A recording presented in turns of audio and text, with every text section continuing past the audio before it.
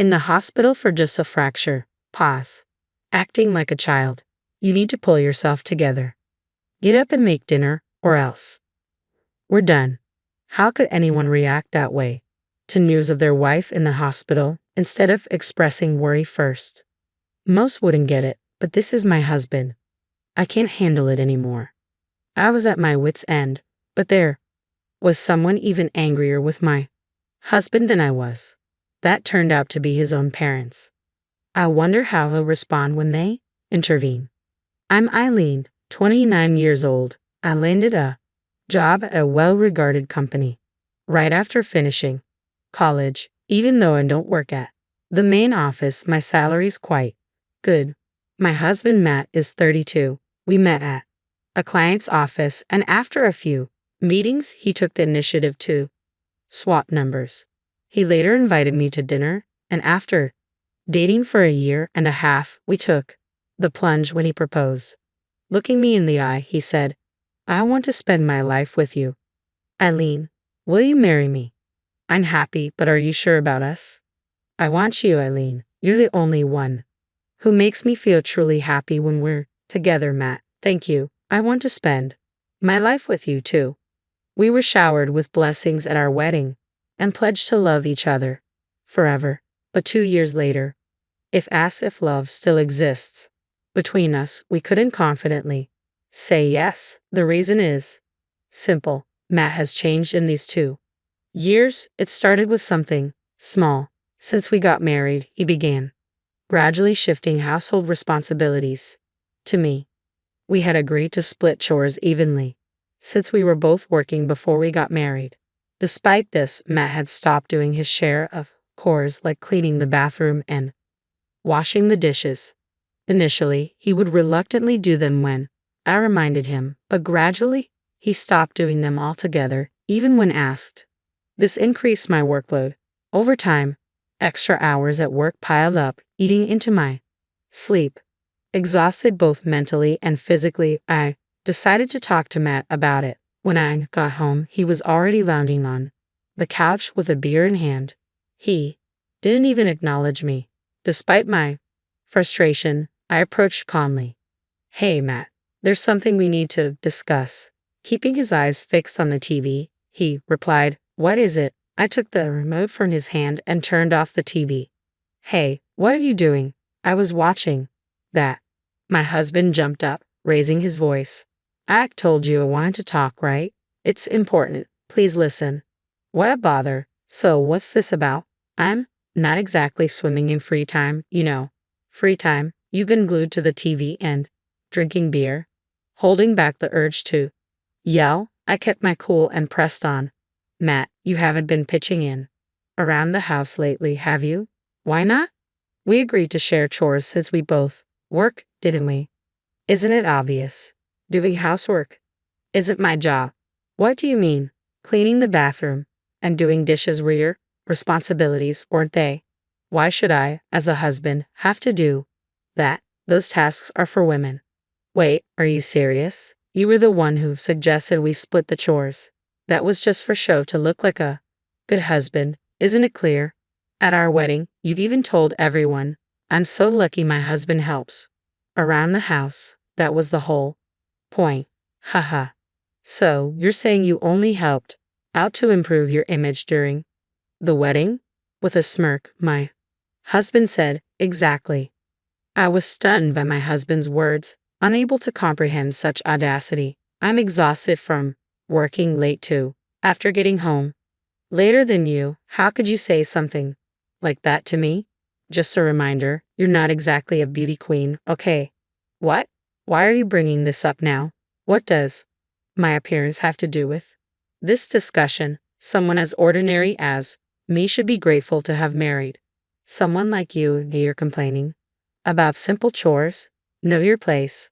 Matt, my husband, shouted and turned on the TV without waiting for my response. He took a sip of his half-empty beer and casually shifted his focus away from me. I couldn't believe it. I'm working late too, so how could he say such things? No matter how I look at it, that's just wrong. I wanted to say a lot, but speaking up now would only lead to a fight. To calm myself, I went straight to bed after taking a bath that night. Since then, I tried repeatedly to talk to Matt, but was always brushed off.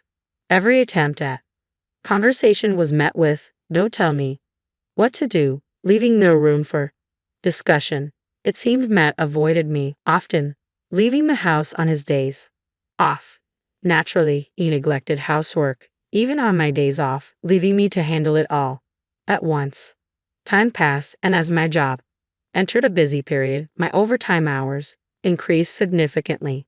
Then Matt exploded again in anger. "Hey, do you know what time it is? Where's my dinner?" Matt started yelling the moment I returned home after a 3-hour overtime shift. "I told you this morning I'd be working late today, so you should either cook or get takeout." "What? Are you serious? Why do I have to cook? I wouldn't mind takeout, but do we even have money for that? Are you going to pay? Why should I? I'm busy too, so can you help out a bit?" The mention of busy seemed to trigger him. He kicked the table leg and snapped at me with a furious look. "I don't care if you're busy. You're always doing overtime because you can't manage your time. It's not that. My workload at work is really heavy right now. Don't act like you're all that just because you can handle a bit of work. You should just do what I tell you, you foolish woman." From that day on, I kept my distance from Matt to avoid his scolding. I prepared dinner ahead of time on days I knew I'd be working late. I also took on all the housework on my days off. Looking back, maybe I should have left him right then and there. But even then, I couldn't bring myself to truly hate him. Living like this, my burden gradually became too much to bear. After 2 months, both my body and mind were exhausted, and I lost my motivation for work.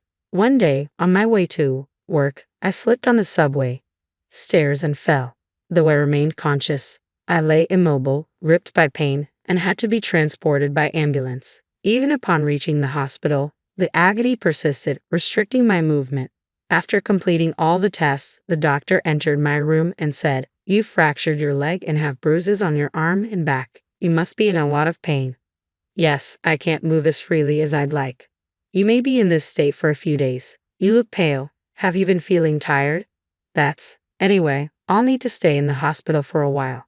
Should I inform my family?" "Yes, please do." As I checked my phone, a message from a colleague awaited me. They had witnessed the ambulance taking me away from the subway station. They had already informed my workplace and contacted Matt, my husband. Exhausted from the day's events, relief washed over me, and I drifted into a deep sleep. Hours later, my phone buzzed, waking me up. Matt's name lit up the screen. Perhaps he was calling out of concern. With a mix of curiosity and apprehension, I answered, "Hello." "Hey, where have you been? Come home right now." Confused by Matt's raised voice, I couldn't hide my confusion. "Wait, didn't you hear? What's going on?" "I had an accident at the station. I'm in the hospital now. I fractured my leg and they're admitting me." After a brief silence, he exploded. "Are you kidding me? Hospitalized? You're not using this as an excuse to avoid doing chores, are you?" "What? No. Why would I lie about something like this? Didn't the office contact you?" "No calls came through. Even if you're trying to trick me, it won't work. And even if it's true, it's not my problem. Just come back and make dinner, all right?" "What?" "Hold on, Matt." My words were cut off as he abruptly ended the call. How could he be so dismissive? Isn't it normal to be concerned when your spouse is hospitalized? Am I just here for Matt to delegate chores to? Exhausted, I lay back down on the bed. A message from Matt popped up on my phone. "If you're not coming home, I'll order takeout. You're paying." As soon as I read the stark, emotionless message, clarity washed over me. It was foolish to dwell on this any longer. Just as I was contemplating divorce, there came a knock on my hospital room door. When I saw who entered, I couldn't believe my eyes. "My father-in-law and mother-in-law? What are you doing here?"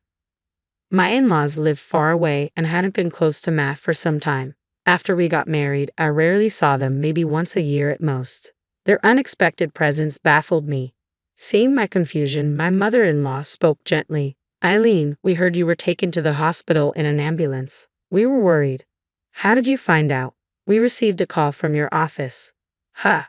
But my office tried to reach Matt several times before contacting you. He didn't answer any calls, so they reached out to his childhood home, which was listed as an emergency contact. That's why you're here. Their unexpected kindness brought tears to my eyes. I was genuinely touched that they had come all this way out of concern for me. Holding back my emotions, I gratefully lowered my head to Matt's parents. Mr. and Mrs. Johnson, thank you so much. It's all right, dear. We're family, but where is Matt? You mean he hasn't arrived? No. They seemed surprised by my answer. Just then, my phone rang. It was Matt calling. Hello. What's wrong with you? Are you really not planning to come back? Matt's sudden outburst caught Mr. and Mrs. Johnson off guard, and they exchanged worried glances. I gestured for them to stay quiet, placing my finger on my lips. They nodded silently, and I responded to Matt. I've been admitted to the hospital. I won't be able to come home for a few days. Hospitalized for a fracture. Stop being so delicate. Get yourself out of there and make some food. Mrs. Johnson looked ready to protest, but Mr. Johnson held her back. Matt continued ranting, unaware his parents were listening. Just so you know, if you don't, we're getting a divorce, okay? A divorce? Are you serious? Of course. Why wouldn't I be? There's no reason to stay with someone like you who not only lacks attractiveness, but also neglects their household duties. Haha. His laughter over the phone left me speechless, stunned by his callousness. Isn't this going too far? He had always belittled others. I had to respond. Hey, are you serious saying things like that? Your parents are furious. What are you talking about? His response was light-hearted, as if he thought it was a joke. I handed my phone to my in-laws and let them take over. They unleashed a fierce reprimand through the phone. Matt, how could you say such things to Eileen? How can you be so heartless when your wife is in the hospital? We don't even recognize you as our son anymore. You're disowned. Wait, hold on. It's not what you think. There's a reason for this. There's no excuse for your behavior. All you do is spew venom. I'm ashamed to call you my son. Apologize to Eileen right now. Feeling cornered by his parents, my husband suddenly turned on me. Eileen, enough. Using my mom and dad like this. Exploiting them. It's your fault for not answering your company's call, isn't it? That's why they had to get involved. They called that number from your office. How misleading. Fine, I'll divorce you. Are you okay with that? I released all the pent-up anger and resentment, standing my ground. Divorce? Bring it on. I want nothing to do with a man like you. How long will you continue to think you're above everyone else? I have no reason to stay married to you anymore. If you understand that, never show your face to me again. Get lost, you piece of garbage. Following the divorce from my husband Matt, he initially hesitated, but with the help of my in-laws recommending a divorce attorney, we managed to separate amicably. The divorce brought significant changes to Matt's life. He began eating out for every meal, and his health declined. Unable to manage his laundry, I heard he showed up to work in wrinkled suits and shirts. Consequently, his reputation among coworkers took a nosedive.